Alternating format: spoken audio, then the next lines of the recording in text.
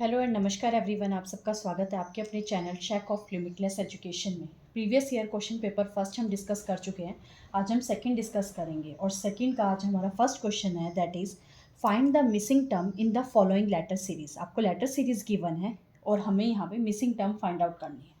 First term हमें given नहीं है, नेक्स्ट 3 टर्म्स गिवन है। अब देखिए क्वेश्चन देख के ये हमें यहाँ पे विजिबल हो रहा है, आपको क्लियरली विजिबल हो रहा होगा कि जो यहाँ पे अल्फ़ाबेट्स है देखिए रिवर्स में दे रखा है। ECA छोटा होता है, देन KIG फिर इनसे भी छोटा होता है QOM। तो आपको ये कंफर्म हो गया होगा कि ये सीरीज़ जो है हमारी रिवर्स में जा रही है। तो हम भी अपना क्वेश्चन रिवर्स से स्टार्ट करते हैं, नीचे से स्टार्ट करते हैं।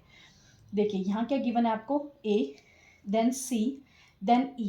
इतना ही रीड आउट करने पर आपको क्लियर हो रहा होगा कि यहाँ पे 1 अल्फ़ाबेट का गैप है। कैसे, B गिवन नहीं है, C, D गिवन नहीं है, E, नेक्स्ट F गिवन नहीं है, G, H गिवन नहीं है, I, J नहीं है, K, L गिवन नहीं है, M, N गिवन नहीं है, O, P नहीं है, Q। तो यहाँ से R भी नहीं होगा तो क्या आ जाएगा, S, S के बाद T नहीं होगा, U, U के बाद V नहीं होगा, क्या होगा, W। दैट मीन्स जो हमारे पास जो मिसिंग लेटर है, मिसिंग टर्म है, वो क्या है, WUS। और यही हमारे पास क्या होगा, आंसर होगा। Clear. Now come to the next second question. Question is arrange the given words in the sequence in which they occur in the dictionary. अब सेकंड क्वेश्चन में हमें कुछ वर्ड्स गिवन है, टोटल 5 वर्ड्स गिवन है। हमें इन्हें order बताना है और किसके अकॉर्डिंग, डिक्शनरी के अकॉर्डिंग हमें बताना है कि नंबर 1 पे कौन सा आएगा, नंबर 2 पे कौन सा आएगा। तो वर्ड कौन सी गिवन है हमें, first one is fast, next is feast, FEAST, next one is feasible, FEASIBLE, third one is fist and fifth one is fine. Total आपको यहाँ पे 5 वर्ड्स गिवन है और डिक्शनरी के अकॉर्डिंग हमें बताना है पहले कौन सा आएगा। तो डिक्शनरी में अल्फ़ाबेटिकल ऑर्डर में आते हैं। अल्फ़ाबेटिकल ऑर्डर में तो सबसे पहले अगर इन्हीं वर्ड्स की बात करें तो फर्स्ट वर्ड लेटर हमें क्या दे रखा है, यहाँ पे F दिया हुआ है तो F से स्टार्ट होना चाहिए। F तो गिवन है तो F की साइड तो हमें देखने की नीड ही नहीं है, बिकॉज सारे फर्स्ट लेटर्स यहाँ पे क्या है, सेम है। तो सेकंड लेटर की साइड चलते हैं। सेकंड लेटर में आपको क्या दिखाई दे रहा है, A, E and I। अब इन तीनों लेटर में से हमें फाइंड आउट करना है कि सबसे पहले कौन सा आता है, A आता है, E आता है या I। A आता है तो बाकी की बात नहीं करेंगे, सिर्फ A पे फोकस करते हैं। A वाले कितने हैं, सिर्फ एक ही वर्ड है हमारे पास, तो नंबर 1 पे हमारे पास कौन सा वर्ड आ जाएगा, दैट इज फास्ट। अब ये हो चुका है तो इसको भी छोड़ते हैं, बाकी 4 पे चलते हैं। ए हमारे पास कैलकुलेट हो गया है सेकंड लेटर के लिए। अब कौन सा रह गया, ई। अब ई पहले आता है या आई पहले आता है, तो पहले कौन सा आता है, ई। तो ई वाले वर्ड्स पे फोकस करेंगे, आई वाले वर्ड्स को अभी हम ध्यान नहीं देंगे। तो ई पे फोकस करते हैं। सेकंड लेटर क्या है यहाँ पे, सेम है। थर्ड लेटर भी क्या है, सेम है। फोर्थ लेटर भी सेम है। अब फिफ्थ प्लेस पे क्या है, यहाँ पे टी और यहाँ पे आई। टी और आई में से पहले कौन आता है, हमारे पास पहले आता है आई। तो ये क्या हो जाएगा आपके पास सेकंड वर्ड और ये वाला आपके पास क्या हो जाएगा, थर्ड वर्ड। क्लियर। अब यहाँ से फिस्ट भी कैलकुलेट हो गया, फिजिबल भी कैलकुलेट हो गया। अब क्या बचा आपके पास, फिस्ट एंड फाइंड। अब फिस्ट और फाइंड में से ये सेकंड लेटर आपके पास क्या है, आई और आई, इसको भी यहाँ पे कैंसिल आउट कर देते हैं। अब हम कौन से वर्ड पे फोकस, लेटर पे फोकस करेंगे, दैट इज थर्ड लेटर। यहाँ पे एस गिवन है, यहाँ पे एन गिवन है। तो एस और एन में से पहले कौन आता है, एस आता है या एन, पहले आता है एन। तो ये कौन सा हो गया आपके पास, fourth letter and this one is the fifth word. Clear. तो यहाँ पे जो आपके पास सीक्वेंस बन के आएगी, क्या आएगी, दैट इज 1 3 2 5 4 और यही आपके पास क्या होगा, correct answer, that is 1 3 2 5 4 option B. Hope आप सबको ये दोनों क्वेश्चंस क्लियर हो गए होंगे। Now come to the next third question. Now third question is out of the given options 3 are similar in a certain manner.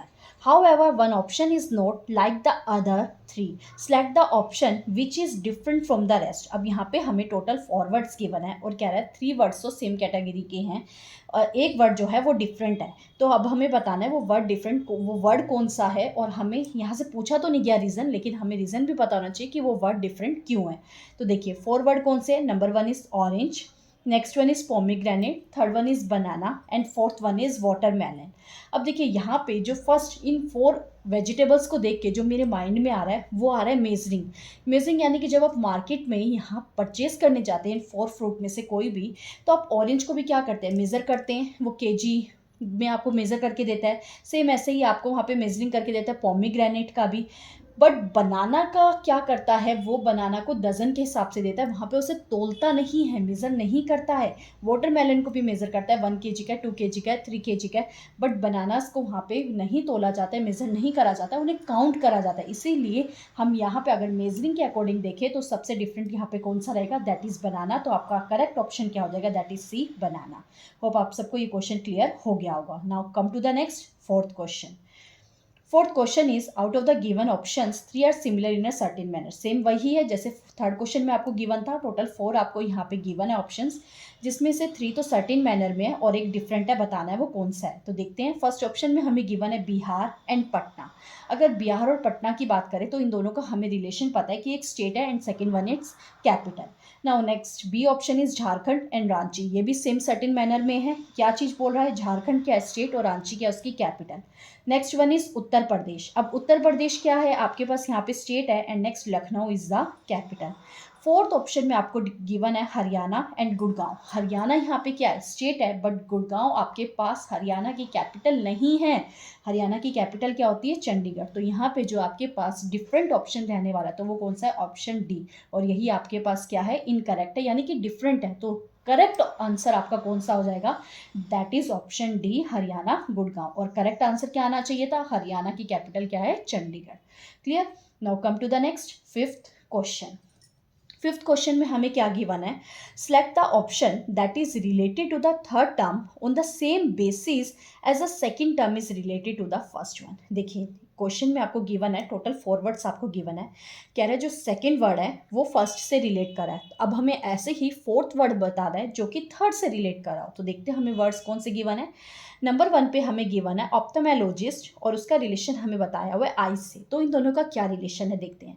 देखो eyes हमें पता है कि हमारा ऑर्गन होता है, सेंस ऑर्गन। सेम ऐसे ही उसमें जो वर्ड दे रखा है रिलेशन में, दैट इज ऑप्थेमेलोजिस्ट। अब ये क्या होता है ऑप्थेमेलोजिस्ट, ऑप्थेमेलोजिस्ट एक ऐसा वर्ड है जो कि स्टडी करता है, किस चीज़ के बारे में स्टडी करता है, ट्रीटमेंट करता है, उसकी मेडिसिन के बारे में बताता है, ट्रीटमेंट के बारे में, इलाज के बारे में, प्रिवेंशन के बारे में, डायग्नोसिस के बारे में, सब कुछ बताता है ये।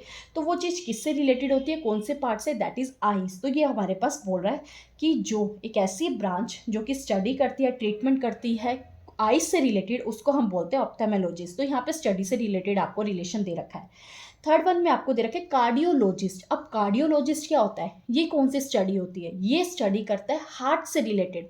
तो कार्डियोलॉजिस्ट का रिलेशन किससे होता है, हार्ट से। तो ऑप्शन कौन सा यहाँ पे करेक्ट रहेगा, that is option A, heart. Clear. Now आप होप आप सबको ये सारे क्वेश्चंस क्लियर हो गए होंगे। अब तक के हमने 5 क्वेश्चंस करे हैं। Now come to the next, sixth question. Question is, select the pair that is related on the same basis to the pair given in the question। अब क्वेश्चन में आपको अगेन एक पेयर गिवन है, next pair हमें उससे related ही बताना है कि ऑप्शन में कौन सा करेक्ट है। देखते हैं क्वेश्चन में हमें कौन सा पेयर दे रखा है, दैट इज ऑर्निथोलॉजी और उसका रिलेशन दे रखा है बर्ड से। ऑर्निथोलॉजी हमारे पास होता क्या है, देखो ऑर्निथोलॉजी होता है जो स्टडी करता है किससे रिलेटेड, हमारे पास बर्ड से रिलेटेड स्टडी करता है। ब्रांच ऑफ एजुकेशन है, एक तरीके से ब्रांच ऑफ स्टडी है जो कि रिलेट करता है बर्ड से। नेक्स्ट उसके ऑप्शन से रिलेटेड चलते हैं। फर्स्ट ऑप्शन में आपको गिवन है ऑन्कोलॉजी और ये आपको रिलेशन दे रखा है किससे, तित से रिलेटेड दे रखा है। बट ऑन्कोलॉजी होता क्या है, ऑन्कोलॉजी जो हमारे पास होता है वो ब्रांच ऑफ मेडिसिन होती है जो कि स्टडी करती है, डायग्नोसिस करती है, ट्रीटमेंट करती है, प्रिवेंशन करती है, बट किसका, कैंसर का। और यहाँ पे हमें किसकी बात कर रहे हैं, तित की बात कर रहे हैं। तो ऑप्शन ये रॉन्ग हो जाएगा।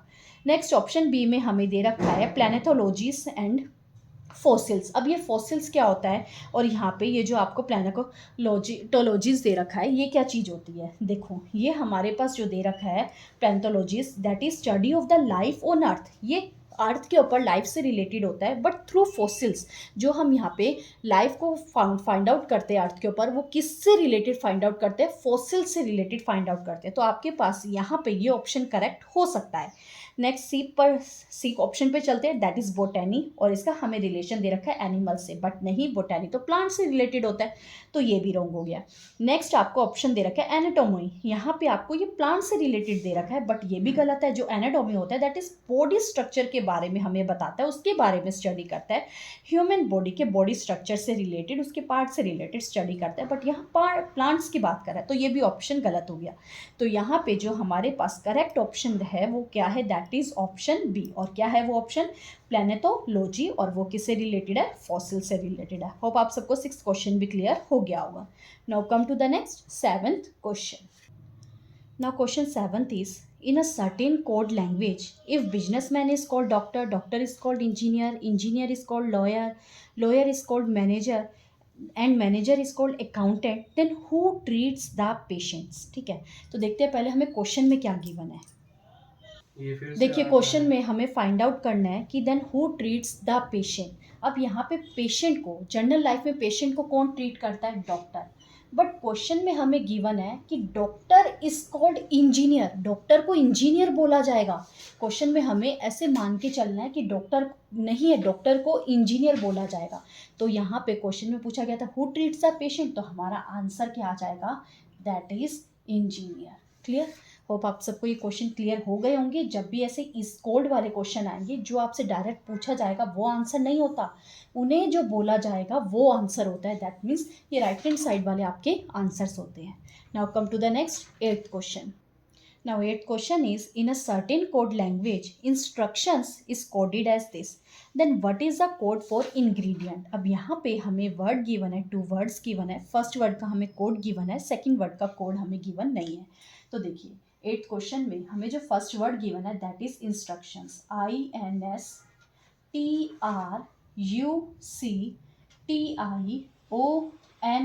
इंस्ट्रक्शंस।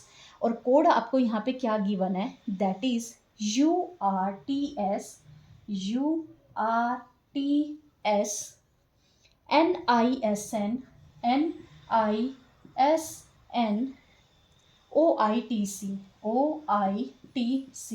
अब देखिए यहाँ पे आपको ये वाला वर्ड और उसके साथ ये कोड गिवन है। तो आपको कैसे फाइंड आउट करना है यहाँ पे कोडिंग, देखिए आपको पहले देखना है कि फर्स्ट जो आपको वर्ड गिवन है उसमें कितने लेटर्स हैं, क्या वही सेम जो यहाँ पे नंबर ऑफ लेटर्स वहाँ पे गिवन है, क्या आपके कोड में भी वही लेटर्स गिवन है, 1 2 3 4 5 6 7 8 9 10 11 12, और यहाँ भी 1 2 3 4 5 6 7 8 9 10 11 12, दोनों में 12 लेटर्स गिवन है। ओके ठीक है, तो ये हमारे पास रहेगा फर्स्ट स्टेप। नेक्स्ट स्टेप क्या रहेगा, आपको अब लेटर्स चेक करने हैं, जो लेटर्स हमारे वर्ड्स में हैं क्या वही लेटर्स हमारे कोडिंग में भी यूज़ हो रहे हैं। आई यहाँ भी आई है, यस यहाँ भी आई है, एन यूज़ हो रहा है, एस यूज़ हो रहा है उतने ही टाइम्स, टी भी 2 टाइम्स है, आर भी यहाँ पे आपके पास 1 टाइम है, यू आपके पास 1 टाइम है, सी आपके पास 1 टाइम है। यस हमें दिखाई दे रहा है कुछ लेटर्स को चेकआउट करने पर कि हमारे पास सेम लेटर्स यूज़ हो रहे हैं। तो यहाँ पे अगर सेम लेटर्स की बात हो रही है, नंबर ऑफ लेटर्स भी आपके पास सेम है, तो ये कंफर्म है कि यहाँ पे अरेंजमेंट ऑफ लेटर्स ही हो रहा है। अब हमें उसी चीज़ को डिकोड करना है कि अरेंजमेंट कैसे होगा। अब उसके लिए भी आपको क्या करना है, प्रोसेस क्या रहेगा, अपने लेटर्स को नंबर देना स्टार्ट कर दीजिए। अभी मैं यहाँ पे फर्स्ट से स्टार्ट कर रही हूँ, आई से, उसको मैंने नंबर 1 दिया। अब यहाँ पे देखिए आई कहाँ है, यहाँ पे आई इधर भी है, एक और आई भी गिवन है, दैट इज हियर। क्लियर, अब यहाँ पे आई हुआ, अब फर्स्ट वाला ये आई है या फिर ये है, अभी कंफर्म नहीं है। नेक्स्ट आपको यहाँ भी आई गिवन, अब इस आई की पोजीशन क्या है, यहाँ पे कौन से प्लेस पे है, 9th प्लेस पे है। तो दैट मीन्स या तो ये वाला आई फर्स्ट होगा या 9th होगा, ये भी फर्स्ट होगा या 9th होगा। क्लियर, नेक्स्ट इज एन, ये सेकेंड लेटर है। अब एन कहाँ पे, इधर या फिर इधर, या तो ये सेकंड होगा या फिर ये सेकंड होगा, या फिर बोल लीजिए ये दोनों 11th में से भी कोई एक हो सकते हैं।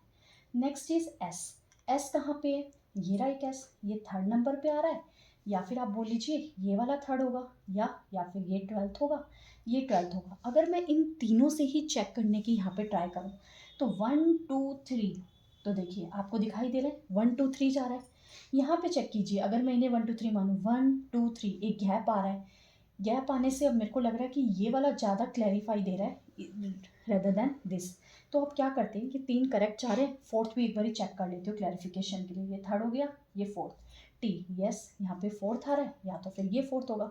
दिखाई दे रहा है कि यहाँ पे ये वाले तो अनफॉलो कर दो, आपके पास जस्ट यही वाला जा रहा है। तो आपको यहाँ से क्या क्लियर हो रहा है कि ये रिवर्स ऑर्डर में जा रहा है, 1 2 3 4 5 6, टोटल आपके पास यहाँ पे 12 लेटर्स थे और ये जो 6 लेटर्स है यहाँ पे ऐसे रिवर्स में जा रहे हैं। तो बाकी 4 को भी हम बाकी 6 को भी हम चेकआउट कर लेते हैं, क्या वो भी ऐसा कोई सीक्वेंस यहाँ पे बना रहे हैं रिवर्स में या फिर काउंटिंग में। देखते हैं S, yes 12, N 11, O 10, that is 9, 8 and 7 और ये रहा 6 5 4 3 2 1। अब हमें क्लियर हो चुका है कि जो फर्स्ट हाफ है वो यहाँ पे रिवर्स में जा रहे हैं, नेक्स्ट हाफ भी हमारे पास रिवर्स में जा रहे हैं। तो ऐसे ही हम नेक्स्ट वर्ड इंग्रेडिएंट का फाइंड आउट करते हैं। अब हमें वर्ड इंग्रेडिएंट को डिकोड करना है। टोटल यहाँ पे लेटर्स कितने हैं 10, तो हाफ ऑफ कर लेते हैं 1 2 3 4 5 हमने हाफ कर लिया। तो फर्स्ट हाफ को हमें क्या करना है रिवर्स में लिखना है, तो लिखते हैं INGRE। नेक्स्ट हाफ को भी रिवर्स में लिखना है, तो क्या आएगा TNEID। तो आपके पास यहाँ पे जो आंसर आ जाएगा that is ERGNITNEID, that is option D. Clear. Now come to the next 9th question. 9th question हमें जो गिवन है that is related to blood relation chapter का हमें क्वेश्चन गिवन है। तो जैसे जैसे हमें क्वेश्चन में यहाँ पे गिवन है हम वैसे वैसे यहाँ पे अपना चार्ट बनाते जाएंगे। देखिए first condition is M is the father of N। मैंने आपको बताया था कि फर्स्ट जनरेशन से नेक्स्ट जनरेशन में अगर जाना हो तो हम कैसे वहाँ पे रिप्रेजेंटेशन करते हैं। तो M क्या है, फादर है, किसका, N का। और अगर वो फादर है दैट मीन्स मेल है तो कौन सा साइन यूज़ करते थे, प्लस का। नेक्स्ट जनरेशन में जाना है तो डाउनवर्ड की तरफ एरो करवाते थे। Next condition is P is the mother of R। अब यहाँ पे कनेक्टिविटी तो नहीं बनेगी बिकॉज ना ही आपके पास पहले से P वर्ड गिवन है ना ही R गिवन है, तो इसको एक बार थोड़ी देर के लिए साइड में रखते हैं। नेक्स्ट कंडीशन पे चलते हैं जो कनेक्टिविटी बना दे। Next is R is the sister of N and S। जो R है वो सिस्टर है N की, ठीक है। तो सिस्टर के लिए हम ऐसे सिंगल एरो बनाते थे। क्या है यहाँ पे R जो है वो सिस्टर है, R क्या है, सिस्टर है, किसकी, S की सिस्टर है। N की सिस्टर भी है और S की सिस्टर भी है, तो मैं ऐसे लिख सकती हूँ ये तीनों क्या हो गए यहाँ पे सिबलिंग्स है और उन तीनों के लिए इस तरीके से हम एरो रिप्रेजेंटेशन करेंगे सिबलिंग्स के लिए। अब जो हमारे पास सेकंड कंडीशन गिवन थी that is P is the mother of R। जो R है वो उनकी जो मदर है वो कौन है, P है। अब R के जो ब्रदर सिस्टर है कौन है, N है, ये इनके फादर है, तो ये फादर R के भी तो हुए और सेम ऐसे आपको गिवन है R की मदर, तो वो N की भी तो मदर हुई। तो हम बोल सकते हैं जो M है यहाँ पे और जो नेक्स्ट आपको यहाँ पे लेटर गिवन है दैट इज P, ये दोनों क्या है, हस्बैंड वाइफ है यहाँ पे। अगर M आपके पास यहाँ पॉजिटिव है और P आपको मदर दे रखा है तो उनके लिए फीमेल के लिए कौन सा यहाँ पे सिंबल यूज होगा, माइनस का। तो अब आपके पास यहाँ पे फैमिली चार्ट रिप्रेजेंट हो चुका है। अब हमें क्वेश्चन में बताना है which of the following is definitely not true. कौन सा बिल्कुल भी ट्रू होने के चांसेस है ही नहीं। First option is P is the mother of S। Yes P mother है S की, बिल्कुल कंफर्म ट्रू है, ये तो 101% ट्रू है। Next is the sister of N is S। जो N की सिस्टर है वो S है। अब S का तो हमें गिवन ही नहीं है कि वो ब्रदर है या सिस्टर है, तो सिस्टर होने के भी तो चांसेस है। डेफिनेटली नॉट ट्रू वाली तो यहाँ पे ऑप्शन नहीं आएगी कि चांसेस हैं सिस्टर होने के, तो हम क्या बोलेंगे, यस इसके भी क्वेश्चन के चांसेस है, प्रोबेबिलिटी है, तो ये क्वेश्चन ऑप्शन भी पूरी तरीके से रॉन्ग नहीं होगा। Next is R is a son of N। कह रहा है क्वेश्चन में R क्या है, सन है, बट यहाँ तो हमें क्लियरली गिवन है कि R क्या है, फीमेल है। अब ऑप्शन के अकॉर्डिंग सन कह रहा है, तो ये ऑप्शन आपके पास क्या हो गया, कंफर्मली फॉल्स होएगा, डेफिनेटली नॉट ट्रू में जाएगा। तो आपके पास करेक्ट ऑप्शन क्या आ गया, दैट इज C। और C ऑप्शन में क्या था, R इज अ सन, नहीं ये डेफिनेटली रॉन्ग है बिकॉज R क्या है, डॉटर है, किनकी, M एंड P की। क्लियर। होप आप सबको 9th क्वेश्चन भी क्लियर हो गया होगा। Now come to the next 10th question. Now question 10th is a sports competition was organized in a school including 6 sports. Total 6 sports आपको given है, of which only 3 had to be selected under the following condition. Total 6 sports given है, उसमें से हमें just 3 ही select करने हैं, but conditions given है। अब condition के according work करते हैं, अपना आंसर फाइंड आउट करते हैं। फर्स्ट कंडीशन हमें क्या गिवन है, कह रहा है 1 हु सेलेक्ट्स फुटबॉल, जो फुटबॉल को सिलेक्ट करेगा had to select cricket also and vice versa. Means जो फुटबॉल को यहाँ पे सिलेक्ट करेगा उन्हें क्रिकेट को भी सिलेक्ट करना पड़ेगा और जो क्रिकेट को सिलेक्ट करेंगे उन्हें फुटबॉल भी सिलेक्ट करना पड़ेगा, ठीक है। दैट मीन्स ये दोनों जो स्पोर्ट्स है वो साथ साथ रहेंगे। ये फर्स्ट कंडीशन है। फर्स्ट कंडीशन में एक और चीज आपको गिवन है, one who selects cricket can not select basketball. जो क्रिकेट को सिलेक्ट करेगा वो बास्केटबॉल को सिलेक्ट नहीं कर सकता है। अब जो क्रिकेट करेगा वो तो फुटबॉल भी करेगा, दैट मीन्स फुटबॉल वाला भी बास्केटबॉल नहीं लेगा, क्रिकेट वाला भी बास्केटबॉल नहीं लेगा।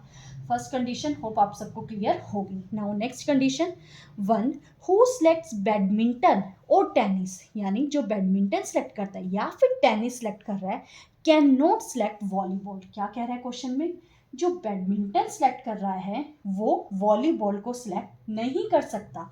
इसी के साथ एक और गिवन है, जो टेनिस को सिलेक्ट कर रहा है वो भी वॉलीबॉल को सिलेक्ट नहीं कर सकता।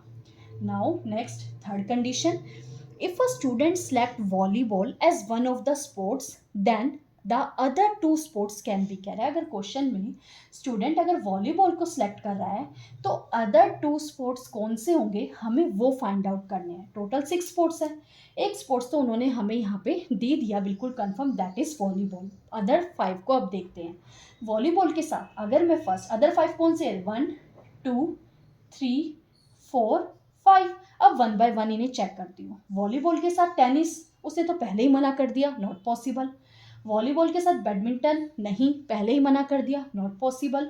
बास्केटबॉल ले लेते हैं, ठीक है। अगर मैं यहाँ पे बास्केटबॉल को चूज करती हूँ, अब एक और सिलेक्ट करना है। अब बास्केटबॉल के साथ यहाँ पे बैडमिंटन और टेनिस तो पहले ही नेग्लेक्ट हो चुके हैं, अब मुझे क्रिकेट या फुटबॉल लेना पड़ेगा। क्रिकेट लेती हूँ तब भी उन्होंने मना कर दिया, फुटबॉल लेती हूँ तो उन्होंने बोला है फुटबॉल अगर लेना है तो उसके साथ क्रिकेट भी लेना पड़ेगा, बट क्रिकेट के साथ बैडमिंटन नहीं आ सकता, तो ये वाला ऑप्शन भी हमारे पास हम नहीं रहा, या दैट मीन्स 5 4 3 ये तीनों ही हमें नेग्लेक्ट करने पड़ेंगे। तो 2 ऑप्शन कौन से रह गए, that is cricket and football. तो ये क्लियर है कि जो क्रिकेट लेगा वो फुटबॉल लेगा, जो फुटबॉल लेगा वो क्रिकेट लेगा, और वॉलीबॉल का इन दोनों के साथ कुछ भी डिस्कनेक्शन हमें गिवन नहीं था। तो आपके पास जो करेक्ट आंसर आ गया that is cricket and football. Hope आप सबको 10th क्वेश्चन भी क्लियर हो गया होगा। Now come to the next 11th question. अगर किसी भी क्वेश्चन में आपको कहीं भी प्रॉब्लम है तो प्लीज़ वीडियो को थोड़ा सा रिवर्स करके उस क्वेश्चन को दोबारा देखिए, कन्फर्मली आपका डाउट क्लियर हो जाएगा। स्टिल कोई डाउट रह जाता है तो कमेंट सेक्शन में बताना मत भूलिएगा। तो देखते हैं अब हमारा 11th क्वेश्चन। 11th क्वेश्चन हमारे पास स्टेटमेंट एंड एजम्पशन वाला है। क्वेश्चन हमें गिवन है, in the question given below statement is given. आपको एक स्टेटमेंट गिवन है, 2 एजम्पशन गिवन है, उनमें बताना है कि उनमें से कौन सा ट्रू है even it seems to be at variance from commonly known fact. हमें फैक्ट से रिलेटेड बताना है कि दोनों में से कौन सा एजम्पशन स्टेटमेंट के लिए ट्रू है और कौन सा नहीं है। तो चेक करते हैं स्टेटमेंट क्या गिवन है, the covid pandemic is reaching a peak and the economy of the world is suffering a lot because of it. देखो स्टेटमेंट में गिवन है जो कोविड-19 का पेंडेमिक है वो बिल्कुल ही पीक पे जा रहा है, एंड जो इकोनॉमी है वर्ल्ड की वो सफ़र कर रही है बिकॉज ऑफ इट, उस वजह से, पेंडेमिक की वजह से। एजम्पशन चेक करते हैं, कह रहा है economy of the world can never be affected no matter how big a threat is. कह रहा है वर्ल्ड की इकोनॉमी पे कोई फर्क नहीं पड़ता, पेंडेमिक जितना मर्जी खतरनाक हो, जैसा मर्जी हो, क्या ऐसा है इकोनॉमी पे किसी चीज़ का फर्क नहीं है भाई, इसी से तो इकोनॉमी है हमारी वर्ल्ड की, चाहे वर्ल्ड की हो चाहे हमारी कंट्री की हो। तो फर्स्ट एजम्पशन तो हमारे पास यहाँ पे क्लियरली फॉल्स है। Next is some pandemics are capable of destroying the world's economy. कह रहा है कुछ पैंडेमिक्स ऐसे होते हैं जो वर्ल्ड की इकोनॉमी को डिस्ट्रॉय कर सकते हैं। तो हाँ, यस, कोविड-19 भी ऐसा था, डिस्ट्रॉय नहीं बोलेंगे हम, उससे कहीं ना कहीं सफरिंग यानी कि कुछ ना कुछ फ़र्क तो पड़ा था हमारे इकोनॉमी पे, कुछ ना कुछ क्या बहुत फ़र्क पड़ा था। तो हम सेकेंड ऑप्शन को बोल सकते हैं कि वो क्या हो रहा है, इम्प्लिसिट हो सकता है यहाँ पे, वो एजम्पशन हमारे स्टेटमेंट को ट्रू बोल सकता है। तो यहाँ पे हमारे पास कौन सा ऑप्शन रहेगा, that is option B, only second is implicit. Clear. Now next 12th question is, in the question given below a statement is given, another to conclusion is given। अब हमें उन conclusion को बताना है कि इनमें से कौन सा ऐसा conclusion correct है और कौन सा false है। Statement is the company X has decided to increase the price of its car by 10%। एक कंपनी है वो कार के प्राइसेस 10% इंक्रीज कर रहा है, ये स्टेटमेंट गिवन है जस्ट, ठीक है। अब कंक्लूजन चेक करते हैं, कह रहा है other companies will change the price of their cars. देखो क्वेश्चन में कह रहा है एक कंपनी है उसने क्या करा, 10% बढ़ा दिया, तो उसका क्या परिणाम हो सकता है, क्या रिजल्ट आ सकता है, कंक्लूजन क्या हो सकता है कि दूसरी कंपनीज भी प्राइजेस बढ़ा देगी, हो सकता है बढ़ा दे, बढ़ा देगी। हमने खुद ही लाइव एग्जांपल की अगर हम बात करें रिसेंटली, जो हमारे मोबाइल रिचार्जेस हैं वो भी तो ऐसे ही हो रहे हैं। अगर एक कंपनी एयरटेल कंपनी बढ़ा रही है तो बाकी जियो कंपनी भी बढ़ा देती है। अगर वो कम करती है, कम तो फिलहाल देखने को नहीं मिल रहा है, बढ़ता हुई दिखाई दे रहा है हमें। अगर एक कंपनी प्राइस को बढ़ा रही है तो दूसरी कंपनी भी क्या कर देती है, प्राइसेस को बढ़ा देती है। तो हाँ, फर्स्ट ऑप्शन फॉलो कर सकता है। नेक्स्ट कह रहा है another companies will not change the, कह रहा है बिल्कुल इसे डायरेक्टली मना कर दिया कि वो नहीं बढ़ाएगी। हो सकता है ना भी बढ़ाए। देखो टोटल अगर बात करूँ, 3 कंपनीज की बात करूँ, एक्स वाई एस जी। अगर एक्स कंपनी ने बढ़ाए तो वाई हो सकता है बढ़ा दे और जेड हो सकता है ना बढ़ाए। तो दोनों में से कोई भी ऑप्शन यहाँ पे फॉलो कर सकता है, बट दोनों साथ में फॉलो करें ये चीज़ यहाँ पे नहीं हम बोल सकते। तो हमारे पास जो ऑप्शन के अकॉर्डिंग जा रहा है, ओनली फर्स्ट फॉलोज नहीं, ओनली सेकंड फॉलोज नहीं, both follows first and second नहीं, तो हम बोलेंगे इधर फर्स्ट और इधर सेकंड। जो हमारे पास ऑप्शन है वो वाला फॉलो करेगा, that is option D. Clear, या तो फर्स्ट अनुसरण करेगा या फिर सेकंड। हो सकता है कि बढ़ा दे और हो सकता है कि ना बढ़ाए यहाँ पे। Now next 13th question. Question देखिए, ये हमारा थोड़ा मैथ से रिलेटेड क्वेश्चन है। Rahul and Faizal went out for dinner. Rahul paid 1/4 of what Faizal had paid. How much did Faizal pay out of total bill of rupees ना 790 रुपीज़। देखो 2 फ्रेंड्स है यहाँ पे, वो डिनर के लिए जा रहे हैं। अब वो दोनों मिल के यहाँ पे क्या कर रहे हैं, टोटल बिल पे करें 790 का। बट जो राहुल है वो 1/4 पे करता है फैजल का। अब हमें बताना है फैजल ने कितना पे किया। अब हमें तो गिवन नहीं है कि फैजल ने कितना पे किया, तो मैं लेट कर लेती हूँ कि फैजल ने x रुपीज़ पे करे। अब अकॉर्डिंग टू क्वेश्चन के अकॉर्डिंग हमें गिवन है कि जो राहुल है उन्होंने कितना पे किया, 1/4 ऑफ फैजल। ऑफ फैजल मीन्स 1/4 ऑफ x रुपीज़। अब टोटल की अगर बात करें तो क्या आएगा, x plus 1/4x is equal to total amount 790। Mathematical question हो गया, एलसीएम लेंगे तो क्या आएगा, 5x/4 इज इक्वल टू 790। यहाँ से अब हम क्या करेंगे, वैल्यू फाइंड आउट कर लेंगे। x is equal to 790 into 4/5 solve करेंगे तो हमारे पास आंसर आ जाएगा 632 रुपीज़। अब x की सिलेक्ट करा था हमने फैजल वाले अमाउंट को, तो 630 रुपीज़ हमारे पास क्या हो गया आंसर। अगर राहुल का पूछता कि राहुल ने कितना पे किया, टोटल 790 है, उसमें से फैजल ने अगर 632 रुपीज़ पे कर दिया तो हमारे पास राहुल के लिए जो अमाउंट बच जाएगा वो कितना बचेगा, दैट इज 158। 10 में से 2 गया 8 में से 3 5 एंड 7 6, यस 158 रुपीज़ ये राहुल के बाय और 632 फैजल ने पे किया। बट फैजल का पूछा गया था तो करेक्ट आंसर हमारे पास आ जाएगा 632, that is option A. Hope आप सबको 13th क्वेश्चन भी क्लियर हो गया होगा। Now come to the next 14th question.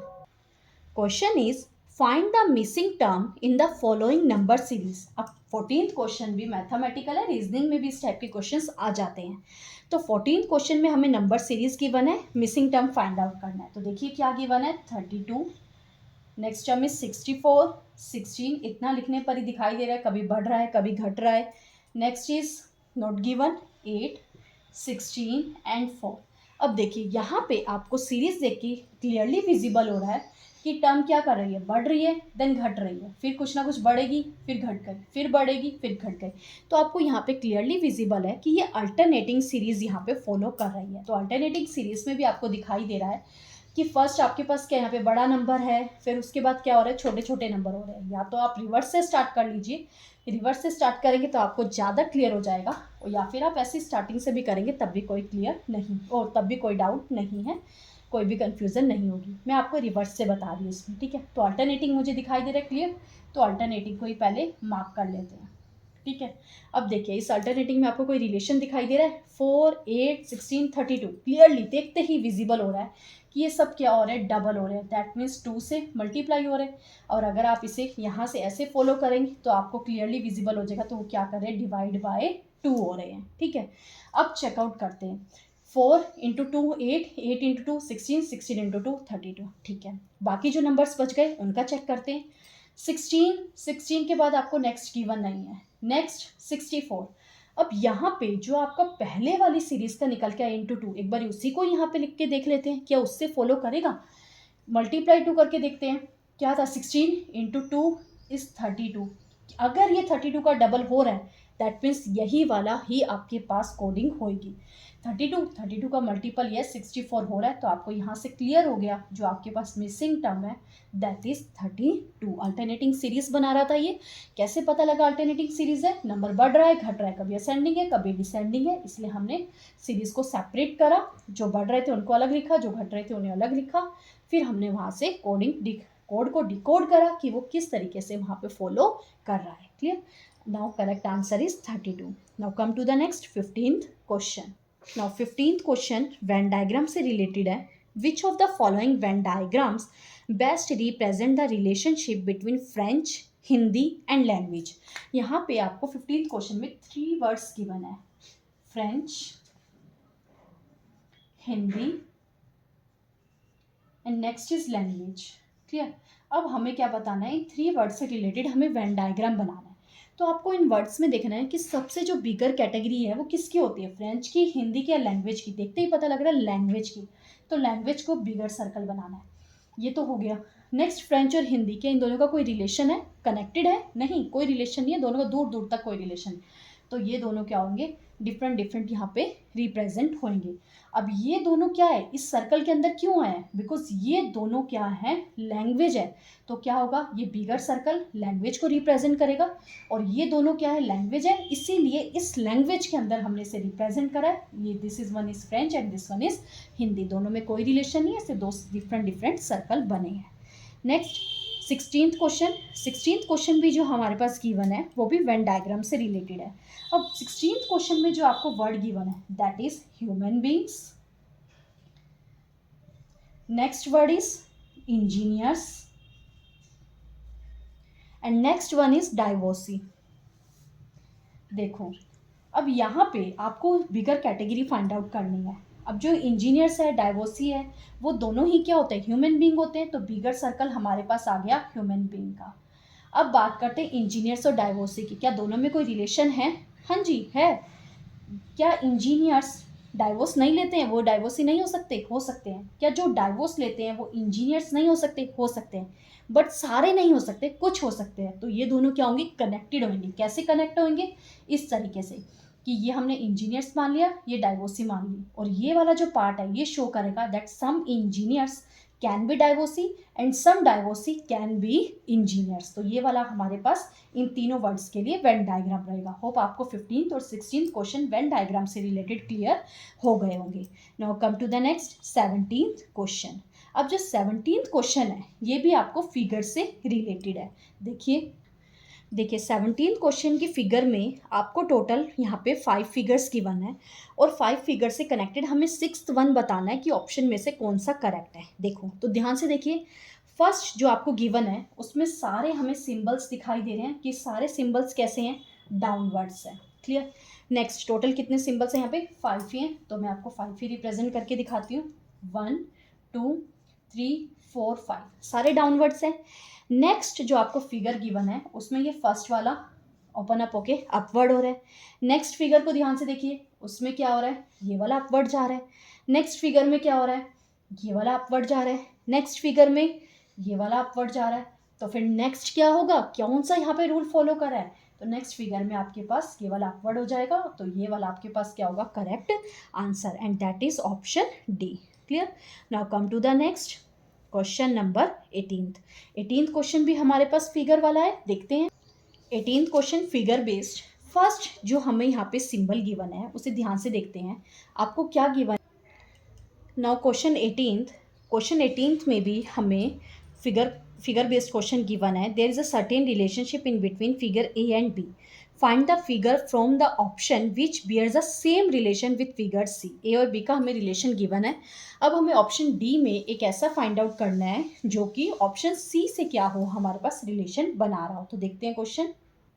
देखिए फर्स्ट में हमें क्या गिवन है, आपके पास एक स्क्वायर गिवन है, ये रेक्टेंगल बन गया, स्क्वायर गिवन है, उस स्क्वायर में आपको एक ट्रायंगल गिवन है। ठीक है, अब नेक्स्ट इसके साथ हमें क्या बता रहा है, अब एक ट्रायंगल बन जाता है, जो इंटीरियर में था वो एक्सटीरियर में आ जाएगा, और इंटीरियर में एक्सटीरियर वाला चला जाएगा, दैट इज स्क्वायर।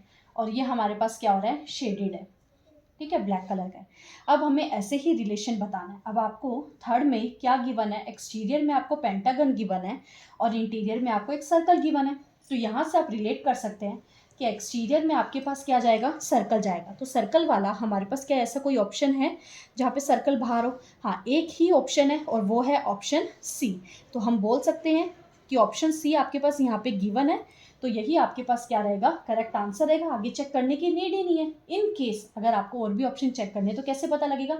जो आपके पास जो एक्सटीरियर में है वो इंटीरियर में जाना चाहिए, और एक्सटीरियर में आपके पास क्या था, पेंटागन, तो वो कहाँ चला जाएगा, पेंटागन इंटीरियर में चला जाएगा। वहाँ पे उसका कलर हो रहा था तो आप इसे कलर भी कर सकते हैं। क्लियर? होप आप सबको ये क्वेश्चन भी क्लियर हो गया होगा। Now come to the next question 19th question में हमें फिगर गिवन है और उस फिगर में हमें बताना है कि टोटल नंबर ऑफ ट्राइंगल्स कितने हैं। हमें ट्राइंगल्स फाइंड आउट करना है। तो देखते हैं कैसे फाइंड आउट होगा। आपको एक ऐसे इंटीरियर में गिवन है ट्राइंगल और एक ऐसे, number of triangles find out करते हैं।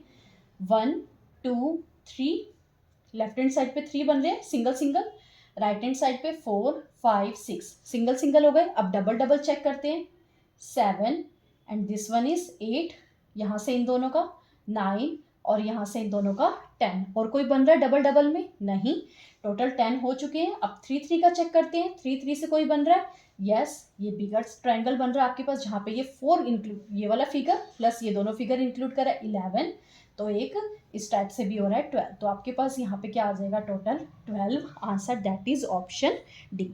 Now come to the next 20th question, that is question last. Question last is find the mirror image of the following figure where mn is mirror. देखो ये question मैं आपको 2 type में बताऊंगी। First type आपके पास यहाँ पे डायरेक्ट है कि आप जस्ट ऐसे ही लेफ्ट साइड को राइट साइड में कन्वर्ट करके, राइट साइड को लेफ्ट साइड में कन्वर्ट करके आप फाइंड आउट कर सकते हैं। और जो सेकंड रहने वाला है वो आपके पास ट्रिक होगी जो कि बहुत ज़्यादा यूजफुल है। जस्ट आपको एक सब्ट्रैक्शन करनी है और आपके सारे क्वेश्चन सॉल्व हो जाएंगे। तो देखिए आपको क्या गिवन है, मैं जस्ट अगर आपको फिगर से बताऊं लेफ्ट एंड राइट साइड से, ये आपके पास यहाँ पे एक मिरर गिवन है और यहाँ पे आपको टाइम गिवन है। और वो टाइम आपको क्या गिवन है, दैट इज 9:30। 9:30 की टाइमिंग आपको गिवन है। 9 यहाँ होता है, 6 यहाँ, और तो आपको वो इस तरीके से गिवन है। छोटी नीडल होती है तो यहाँ पे आपको ये इस तरीके से गिवन है और ये बिगर नीडल। तो अगर आपको सेम ऐसे इसका मिरर इमेज बताना है तो मिरर इमेज में लेफ्ट राइट की साइड जाता है और राइट लेफ्ट की साइड। तो डाउनवर्ड डाउनवर्ड रहेगा, अपवर्ड अपवर्ड रहेगा। तो ये आपके पास ऐसे स्ट्रेट रहेगा, बट ये क्या हो जाएगा, देखिए ये जो सेंटर वाला पॉइंट होता है इससे थोड़ा सा ऊपर है, दैट मीन्स ये 3 से थोड़ा सा ऊपर जाएगा। तो आप क्या बोल सकते हैं, टाइमिंग आपके पास क्या बन गई, 2:30 क्या होगा, मिरर इमेज रहेगा, जो कि आंसर है। बट ऐसे छोटा छोटा भी अगर आपको यहाँ पे कोई डिफरेंस गिवन हो तो आपकी कैलकुलेशन में मिस्टेक यहाँ पे हो सकती है, ऐसे फाइंड आउट करने में कि ऊपर कितना जा रहा है नीचे कितना जा रहा है। कुछ स्टूडेंट क्या करते हैं, इस 3 को हो सकता है यहाँ पे बना देते, यहाँ पे 2:30 की जगह से 3:30 कर देते, तो आपका क्वेश्चन रॉन्ग हो जाता है। बट अगर आप सब्ट्रैक्शन से करेंगे तो आपका क्वेश्चन रॉन्ग नहीं होगा। तो देखिए वो क्या चीज़ है, इसका जो बेसिक है आप मेरे क्लॉक वाले वहाँ पे जा प्लेलिस्ट में जाके भी आप चेकआउट कर सकते हैं। वहाँ पे मैंने मिरर इमेज से रिलेटेड फर्स्ट क्लास में आपको क्वेश्चन समझाए हुए हैं, जहाँ पे मिरर इमेज से भी रिलेटेड है, वाटर इमेज से भी रिलेटेड है। यहाँ पे जस्ट मैं आपको एक ही क्वेश्चन बता देती हूँ जो आपको क्वेश्चन यहाँ पे गिवन है। यहाँ पे आपके पास क्या रहने वाला है, मिरर इमेज के लिए हम हमेशा आर हैंड पे फोकस करते हैं।